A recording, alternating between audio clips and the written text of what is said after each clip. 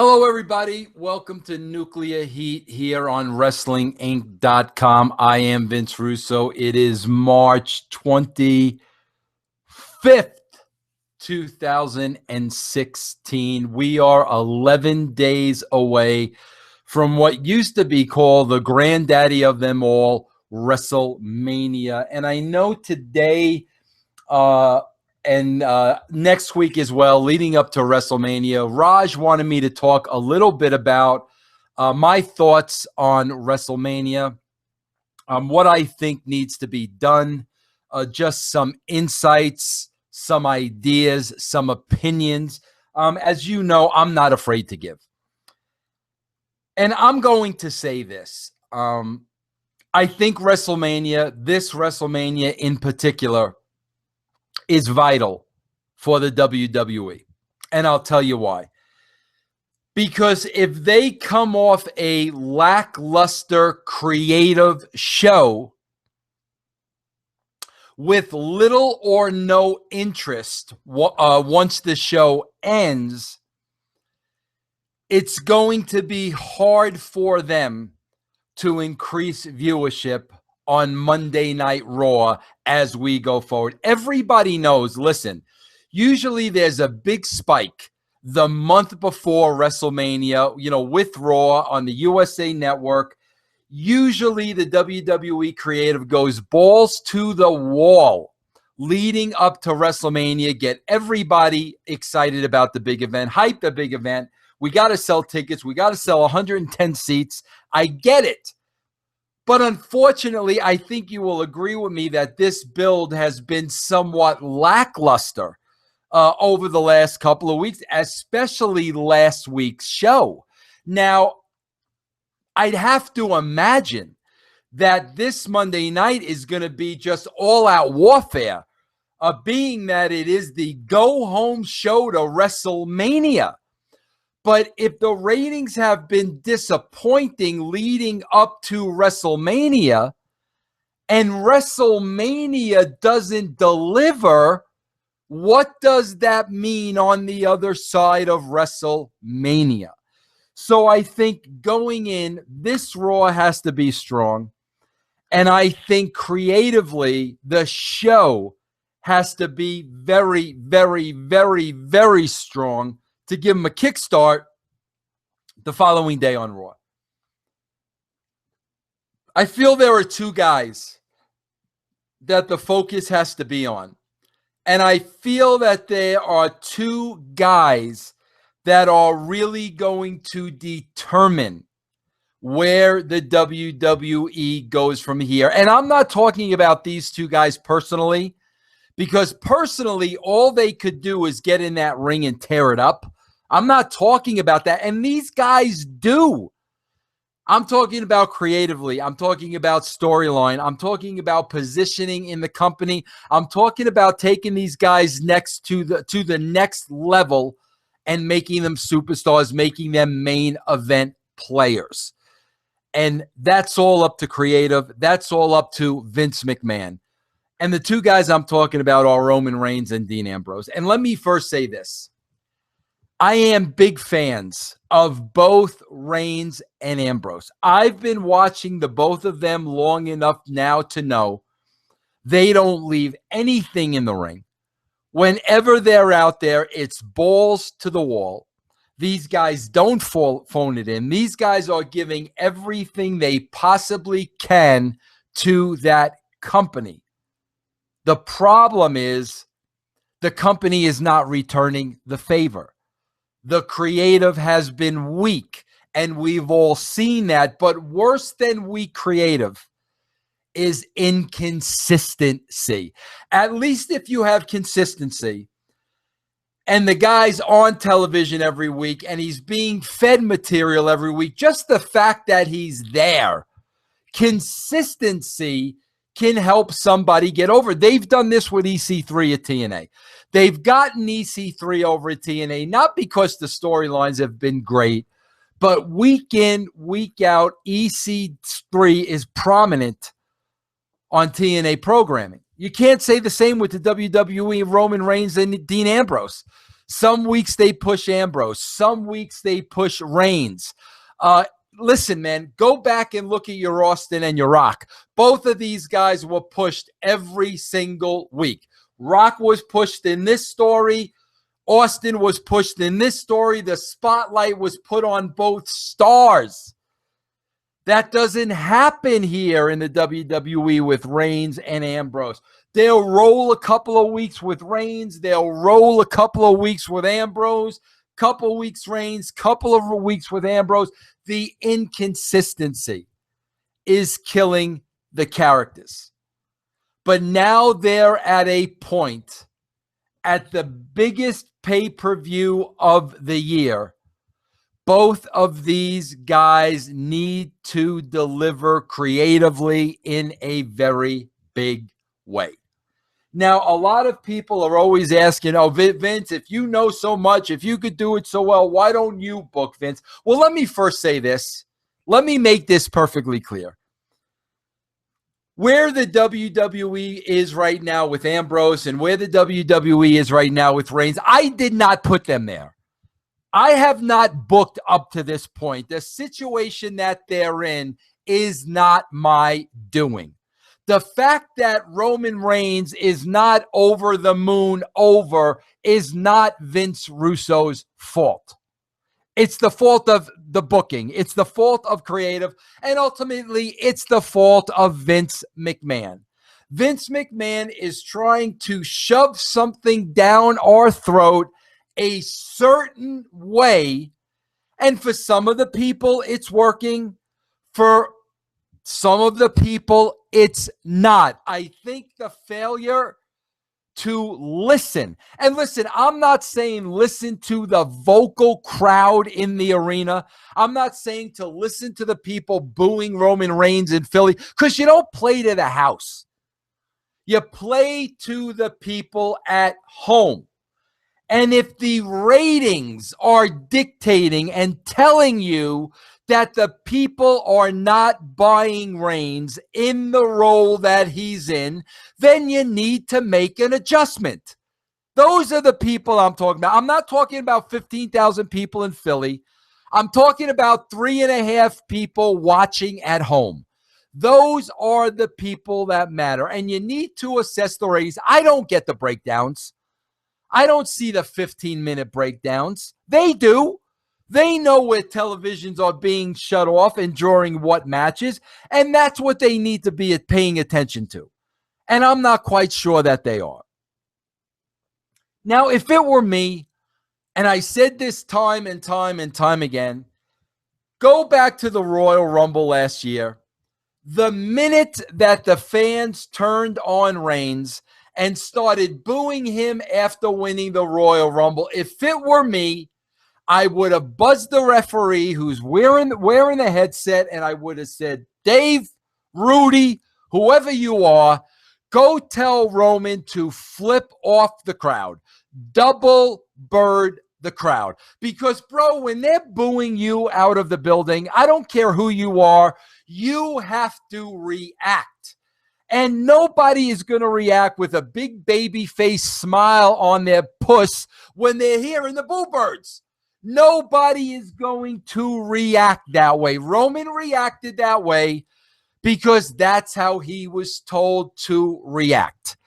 I would have made the adjustment right there, but I'm not going to go back and say woulda, shoulda, coulda. There's nothing they could do about that, and I'm not going to harp on it. I'm just telling you that's what I would have done. I think from there they missed a second big opportunity. And week after week after week, I would come on here and say, it appears that Reigns is always there for his cousins, the Usos. It appears that he's always there for Dean Ambrose. But yet, when Reigns is in trouble, nobody's there for Reigns. The Usos aren't there. Ambrose isn't there. He's always left to fight battles 3-on-1, 4-on-1, 5-on-1, 10-on-1. Reigns is the guy that helps everybody, and nobody helps Reigns. That should have been a part of the story. There were key times when nobody chose to help Reigns when he needed the help because they were screwing him. Nobody came out, and that was never addressed. That should have been addressed. That could have been a big part of the character Roman Reigns. That could have built Reigns as the character of the lone wolf. I can't depend on anybody but myself. I don't trust anybody but myself. I don't trust Ambrose. I don't trust my own flesh and blood. I don't trust the fans. The only one I trust is Roman Reigns. So therefore, whether you're a babyface or a heel, it doesn't matter to Roman Reigns. He's going to go through you. Whether you're his cousin, whether you're used to be a member of the Shield, it doesn't matter. He's going to be the badass. He's going to be the lone wolf. He's going to go through you. Now, being that I'm Mr. Irrelevant, I'm going to age myself here. Go back and look at the movie Billy Jack. I'm begging you, go find it on DVD. Do whatever you have to do to find the movie Billy Jack. That should be Roman Reigns. He's not a baby face. He's not a heel. He's looking out for number one. He doesn't befriend anybody. He doesn't let anybody befriend him. He doesn't trust anybody. That should be the Roman Reigns character, in my opinion. They've had ample opportunity to go down that road, and they have not. At WrestleMania, in my opinion, he needs a decisive win over Triple H. And I would assume Reigns and Hunter is not going to be the main. I would hope that Taker and Shane is the main because, quite frankly, that's really the match and the only match that everybody cares about. Some people care about AJ and Jericho. Some people care about Owens in the ladder match. Some people care about Ambrose and Lesnar. Some people care about Reigns and Triple H. Everybody cares about Undertaker, Shane McMahon. That should be the main event. So what I'm saying is if Reigns and Triple H needs to go short and not be a 30-minute match, so Reigns gets an impressive, decisive win. Decisive win over Triple H. If I'm booking, that's what Roman Reigns needs right here. Decisive. And the next day, who knows? Maybe Dean goes to congratulate him. Maybe the Usos go to congratulate him. Maybe they throw him a little party. Maybe there's strippers at the party. Who knows? But you know what? That's where Reigns says, congratulations. Where the F were you guys? Where the F were you guys when week after week after week, 3, 4, 5, 6 guys at a time were out here kicking my backside? Where were you? Don't buddy up to me now. Dean Ambrose, take a walk. Usos, hit the highway. I'm my own man. I don't need you. I don't need anybody. I have no friends. And I don't want any friends, quite frankly. That's what I would do with Roman Reigns. Decisive victory over Triple H. Let's look at Ambrose. The inconsistency in the booking with Ambrose has been painful. If you can remember a couple of months back, there was a succession of weeks where they were trying to paint him as the lunatic fringe. The only problem was what they were using as an example was childish. Do you remember the one week with the green ooze in the Seth Rollins briefcase? That was followed up with the hot dog cart.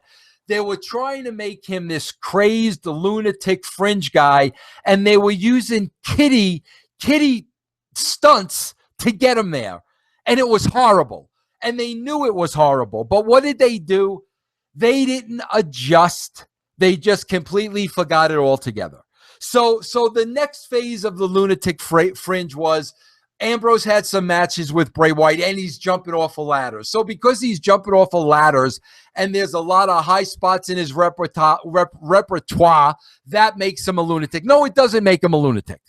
A lot of people come off ladders. They're not lunatics.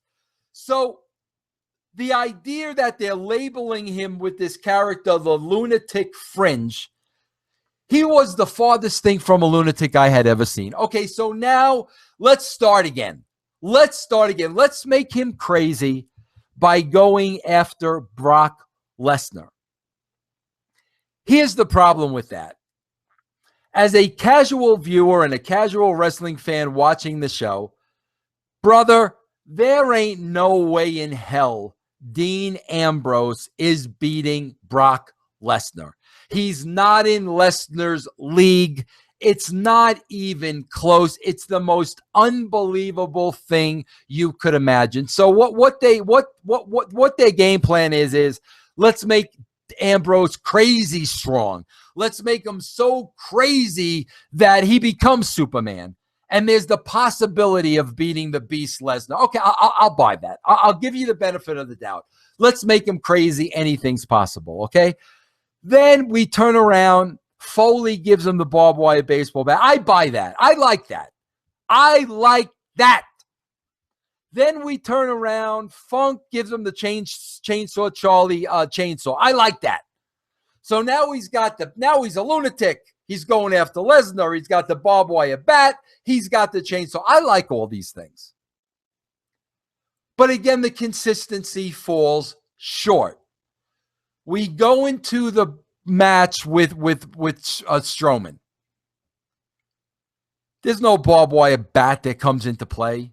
There's no chainsaw that comes into play. To make matters worse, Paul Heyman is on color and doesn't even put over the fact that these two legends, Foley and Funk, gave Ambrose toys to play with. Now I got to worry about Ambrose taking a bat with barbed wire wrapped around it to Lesnar, or Ambrose taking a chainsaw to Lesnar. Now it's not a wrestling fight anymore. Now it's the survival of the fittest. But the fact of the matter is, they didn't even introduce those weapons in the match. Heyman didn't even talk about the weapons. So as soon as Foley and Funk handed over the weapons, we forgot about the weapons, which makes absolutely no sense to me. But to make matters worse, Ambrose doesn't even get the creative to pin Strowman. Now, listen, I get it, guys. I've booked. I understand. I know exactly what they're thinking. We want to keep Strowman clean. We want to keep his record clean. We don't want to beat him. Well, who do you want to get over now? Who do you want to get over now? Dean Ambrose is on the fringe of going to the next level. Strowman is months and months and months away from that. And I'll tell you what, if Ambrose beats Strowman in a very critical point, 6 months from now, the fans ain't going to remember that Strowman got beat by Ambrose. If you build Strowman the right way, they're not going to remember that, but it's going to do volumes for the career of Dean Ambrose. Give him the win over Strowman. So now you got to look at the track record. He didn't beat Triple H at Roadblock, where he should have, but they didn't know how to book themselves out of that, so it was just a loss for Ambrose. He should have beaten Strowman, pinned him, and he didn't. So now we have to assume that the reason they did all that is because Ambrose now beats Lesnar. That's what we have to assume. And I got to tell you, I still ain't buying it, but I know he needs to. I know if they want to get Ambrose to that next level, he needs to beat Brock Lesnar. And if he doesn't, you're not going to get the guy to the next level. What's the word I'm looking for? Bro, you're not going to get the guy to the next level just by having a good elevate. You're not going to elevate. There's the word I couldn't find. You're not going to elevate Ambrose by having a good match against Brock Lesnar. People were saying, oh, Ambrose got elevated by having a good match with Hunter. No, Ambrose, 31 years old in the prime of his career, got beat by a 46-year-old guy. Period. End of story. Okay, non-wrestling fans, casual wrestling fans, casual television viewers, that's what they see. They don't sit there and say, oh, Ambrose was elevated because he had a hell of a fake match. No, nobody cares about that. He lost to a 46-year-old guy.